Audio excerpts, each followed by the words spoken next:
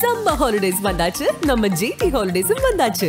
GT Holidays, South India's #1 travel brand. Meenakshi Faculty of Arts and Science for Women at KK Nagar, Chennai. BCom, BSc, BA, BBA, BCA and Viscom. Apply now.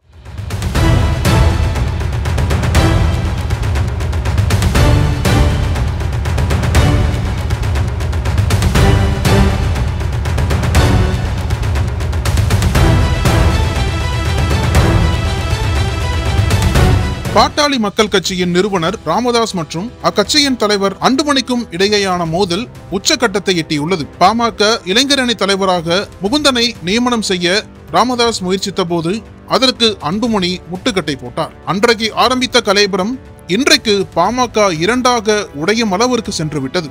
அன்புமணியின் செயலால் கோபமடைந்த ராமதாஸ் அவரை தலைவர் பதவியிலிருந்து நீக்கினார். இதற்கிடையில் தர்மபுரியில் நடந்த கூட்டத்தில் பேசிய அன்புமணி, நான் என்ன குற்றம் செய்தேன், ஏன் என்னை பதவியில் இருந்து நீக்கினீர்கள் என்று கேள்வி எழுப்பினார். இதற்கு பதிலளிக்கும் விதமாக தைலாபுரம் தோட்டத்தில் ராமதாஸ் செய்தியாளர்களை சந்தித்தார். அதில் ராமதாஸ் சொன்ன தகவல்கள் அனைத்தும் தமிழக அரசியலில் மிகப்பெரிய திருப்பு முனையை ஏற்படுத்தியிருக்கிறது. தர்மபுரி கூட்டத்தில் நான் என்ன தவறு செய்தேன் என அன்புமணி கேட்டுள்ளார். இது முழுக்க முழுக்க மக்களையும் கட்சிக்காரர்களையும் திசை திருப்பும் முயற்சியாகும். தான் செய்த தவறுகளை மறைத்து மக்களிடமும் கட்சிக்காரர்களிடமும் அனுதாபம் பெற முயற்சித்துள்ளார். அதற்கான விளக்கத்தை அளிப்பது எனது கடமை. தவறு செய்தது அன்புமணி அல்ல. அன்புமணியை 35 வயதில் என் சத்தியத்தையும் மீறி மத்திய அமைச்சராக்கி நான் தான் தவறு செய்துவிட்டேன். பாண்டிச்சேரி பொதுக்குழுவில் என்ன நடந்தது என்பதை உலகமே பார்த்தது. அன்று மேடையில் மேடை நாகரிகம் இல்லாமல் காலை ஆட்டிக்கொண்டு இருந்தது சரியா? மைக்கை தூக்கி என் தலையில் போடுவது போல் டேபிளில் வீசினாரே, அது சரியா என ராமதாஸ் பல்வேறு கேள்விகளை எழுப்பியிருக்கிறார். தொடர்ந்து கூட்டணி தொடர்பாக பேசிய ராமதாஸ், அன்புமணிக்கு தலைமை பண்பு கொஞ்சம் கூட இல்லை. அவர் தவறான ஆட்டத்தை ஆடி வருகிறார். ஏதோ போகிற போக்கில் குற்றம் சாட்டவில்லை, ஆதாரத்துடன் தான் சொல்கிறேன்.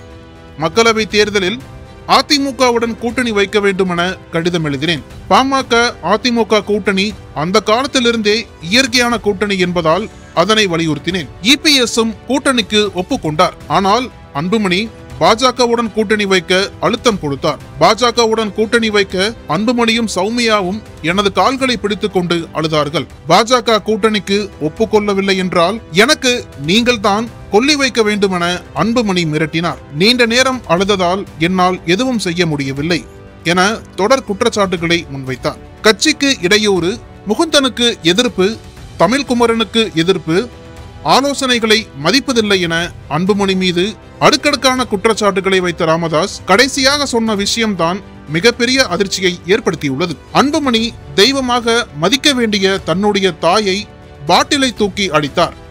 ஆனால் நல்வாய்ப்பாக அவர் மீது படவில்லை என கண்கலங்கியபடி ராமதாஸ் தெரிவித்தார். 45 ஆண்டுகள் இந்த கட்சியை கடமை, கண்ணியம், கட்டுப்பாட்டோடு நடத்தி வந்தேன். அதற்கு அன்புமணி களங்கம் ஏற்படுத்திவிட்டார். கட்சியின் வளர்ச்சிக்காக சேலம், தர்மபுரி மாவட்டங்களுக்கு சென்றேன். நான் அங்கு மைக்கை பிடித்து பேசக்கூடாதாம். 200 பேருக்கு மேல் கூட்டம் வரக்கூடாது. நான் தங்கியுள்ள உணவு விடுதியில் தான் வந்து பார்க்க வேண்டும். இது எனக்கு அன்புமணி போட்ட கட்டளை. யார் உழைத்து வளர்த்த கட்சிக்கு யாருக்கு கட்டளையிடுவது? அன்புமணி குறித்து இப்போது நான் சொல்வது எல்லாம் ஒரு சாம்பிள் தான். தேவைப்பட்டால் அன்புமணியை கட்சியில் இருந்து நீக்குவேன். கட்சியின் பொதுக்குழுவை கூட்டி அன்புமணியை நீக்க வேண்டும் என தெரிவித்தார். இந்த செய்தியாளர் சந்திப்பில் அன்புமணி குறித்தும் பாமக குறித்தும் ராமதாஸ் பேசியது அரசியல் வட்டாரத்தில் பரபரப்பை கூட்டியுள்ளது.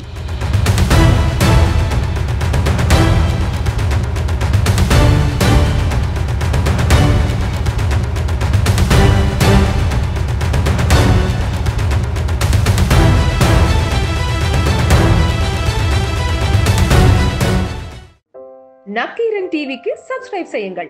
உங்கள் ஆதரவே எங்கள் பலம்.